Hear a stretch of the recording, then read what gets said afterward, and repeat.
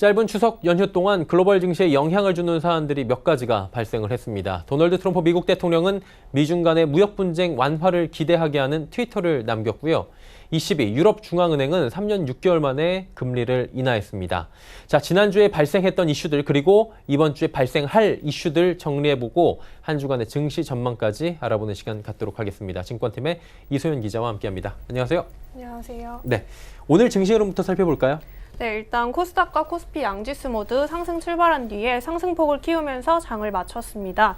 코스피는 0.64% 오른 2062.22, 코스닥은 1.30% 오른 638.59를 기록했는데요.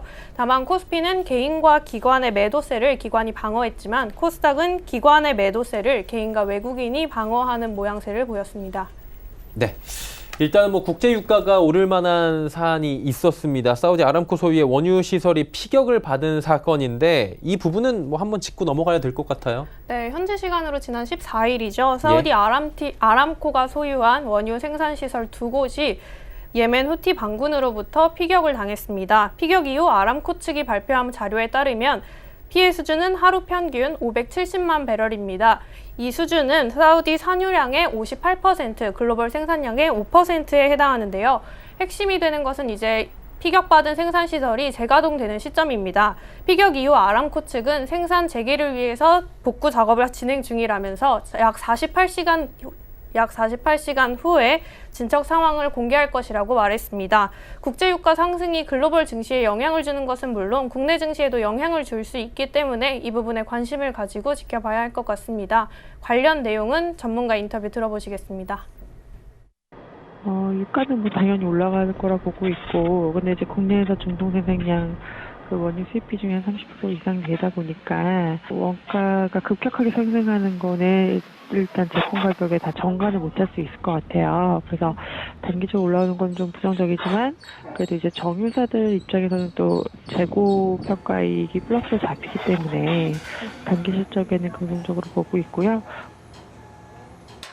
자, 내일이면 이 문제의 진척 상황은 저희가 파악을 해볼 수 있을 것 같고요. 이렇게 또 돌발 악재라고 해야 될까요? 사건이 발생을 하기도 했는데 사실 이번 주에는 저희가 주목해야 되는 예정된 이슈들도 있었죠? 네, 일단 이번 주에 가장 주목해야 되는 이슈는 현지 시간 18일에 공개되는 9월 FOMC 회의 결과입니다.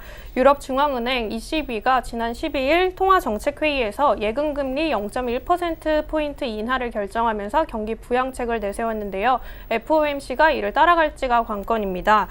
시장에서는 우선 FOMC가 이번 정례회의에서 기준금리 인하를 할 것으로 보고 있고요. 대체적으로는 0.25%포인트, 많게는 0.5%포인트 인하할 것으로 보고 있습니다. 다만 미중 무역 분쟁이 완화하는 모양새인데다가 미국 경제 지표도 긍정적인 상황이라서 이번 정례회의에서는 기준금리를 인하하지 않을 거라는 분석도 나오고 있습니다. 국내 이슈도 있는데요. 일단 내일 한국은행 금융통화위원회의 8월 의사록이 공개됩니다. 지난 8월에 기준금리를 연 1.50%로 동결을 한 바 있는 금통위의 의사록이 공개되면서 오는 10월에 기준금리를 또 한 번 기준금리를 인하할 수 있을지 관심이 쏠리고 있습니다. 네. 내일 우리 한은의 금통위 의사록도 봐야 될 것 같고요. FOMC를 진짜 뚜렷하게 지금 관망을 해야 될 것 같은데 그러다 보니까 이번 주 증시 흐름은 관망세가 될 것이다 이런 얘기가 있는데 어떻습니까? 네, 맞습니다. 이번 증권업계에서 가장 주목받는 이슈인 이번 주 수요일 현지 시간으로 수요일인 FOMC 결과에 따라서 주 초반에는 관망세가 이어지고 그리고 그 이후에는 FOMC 결과에 따라서 주가가 흐름을 보일 거라고 전망하고 있는데요. 다만 김대준 한국투자증권연구원은 매크로 변수나 이익 전망치가 국내 증시에서 부정적인 상황이 아니기 때문에 관망세 속에서도 주가가 크게 방향성을 바꾸지는 않을 거라고 분석했습니다.